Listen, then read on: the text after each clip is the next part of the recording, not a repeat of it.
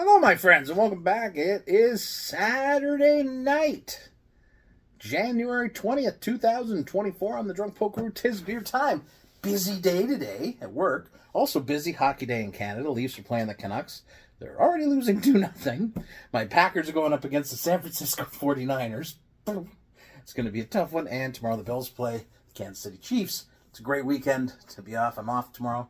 Anyways, I don't really have much new beer in the fridge. I really don't. Hardly anything at all. And I was just like, what do I want tonight? I'm going in the cellar. Do a little cellar dive. What do we say? The beer make the day special. That's our plan in 2023. I am not going to be a guy who just hoards beer because I can't anymore. Because who knows how much time you got left. Let's get after it. From Meuse Brewing, one of my favorite breweries in Ontario.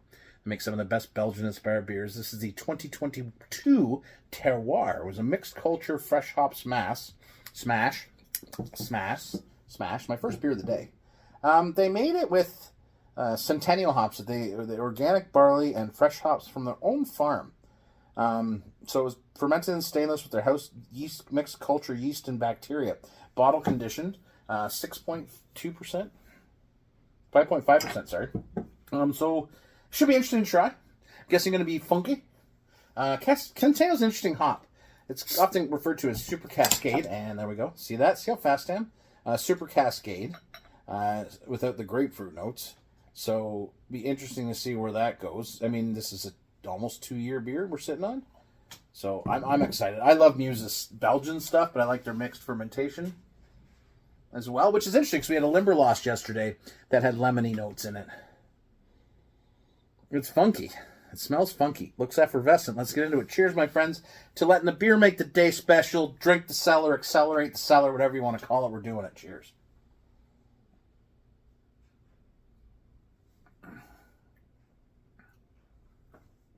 That is very nice. Very subtle. Very subtle funk note. Right up front. Now, as this beer warms and as I drink it, this is kind of the cellar, but the cellar's pretty friggin' cold right now, as you can imagine. Lemony, funky.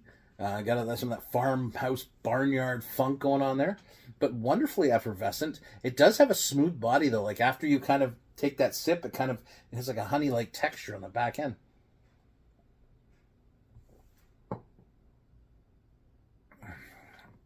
I like to, and I don't do it enough, I should do it more. I do it a lot when I'm sitting by myself, which is usually how I drink beer, actually how I almost exclusively drink beer.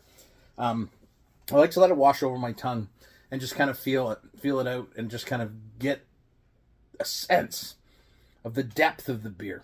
And this is a deep beer, but it's definitely displaying still pretty fresh hop characteristics for such a beer that's been sitting for 2 years. I dig that, but I love the funk. And it's a very subtle funk. It reminds me in a bit way of Limberlost, especially when you put it with the blonde Limberlost we had yesterday. It's certainly playing into that same kind of flavor profile. It's very nice. It's very clean for a funky beer. I'll have to see. It does look like there's some sediment in the bottom, so I'll have to see if I can stir that up and get some of that out here, because I'm sure that will change some of the flavor profile. The flavor profile. It should bring more funk. It's delightful. Like most things Meuse does, they have a singular vision of beer, and they deliver it every time. I have a few Meuse beers sitting in the cellar, just kind of sitting there, and there's nothing, I'm not saving them for anything special. They're just there for when tonight when it catches my eye, and I say, okay, this is the night for this. This is a wonderful opening beer, and I don't feel it, because a lot of times you get these kind of bready mixed fermentation beers, and I've talked about it before, where they overwhelm your palate, and the rest of your night you're kind of tasting it in every beer you have. Well, it's my Friday night, so I'm going to have a couple tree beers. There's nothing wrong with that. It's okay, right? But I don't want every beer tasting like the first beer I had. And I don't think this is going to do that. But this is going to take a bit. I'm going to enjoy this one, slow it down, sip it a little, watch the Leafs flip to the Packers, back and forth until somebody does something good, for crying out loud. Anyways, all right, Poke loves you, my friends. Get in that cellar, drink your damn beer. All right, life is too short to leave the beer behind. All right, let's get after it. Cheers. That is developing nicely. That lemon note is beautiful in there, just in the back there, as it lingers, lingers, lingers.